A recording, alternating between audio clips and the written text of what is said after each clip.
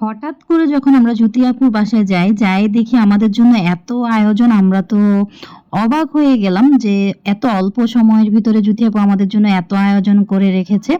তো মূলত আমরা গুলশানে গিয়েছিলাম একটা ইন্টারভিউ দেওয়ার জন্য। ইন্টারভিউটা তাড়াতাড়ি শেষ হয়ে গেল।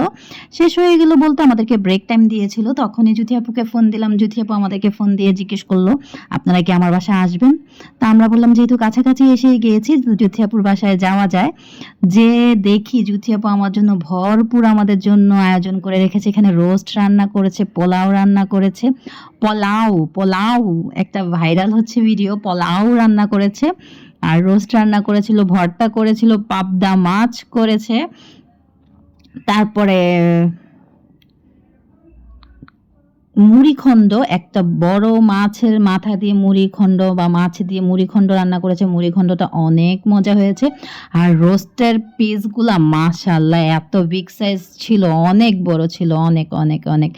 তো জ্যোতি আপু আপনাকে অসংখ্য ধন্যবাদ। তো আমি ভিডিওটা কিন্তু অনেকদিন পরে ছাড়তেছি। হঠাৎ করে চোখে পড়লো যে ভিডিওটা ছাড়ি। সালাদ করেছিল। তো জ্যোতি আপু আপনাকে ধন্যবাদ। আর রান্নাটা অনেক মজা ছিল। জ্যোতি আপুর হাতের রান্না মাশাআল্লাহ অনেক মজা, অনেক মজা। তো অনেক মজা করে আমরা খেয়েছিলাম। আমরা ক্ষুধার্তও ছিলাম, কেননা ওখানে ইন্টারভিউ প্রায় আমরা ২-৩ ঘন্টা ওখানে ছিলাম। তার মধ্যে মাঝখানে ব্রেক টাইম দিয়েছে। তো জ্যোতি আপুর বাসায় এসে আমরা দুপুরের খাবারটা খেয়ে নিলাম। আমরা ৩-৪ জন এসেছি একসাথে। তো থ্যাংক ইউ আবারও জ্যোতি আপু, আপনাকে অনেক অনেক ধন্যবাদ আমাদেরকে এত সুন্দর খাবার খাওয়ানোর জন্য।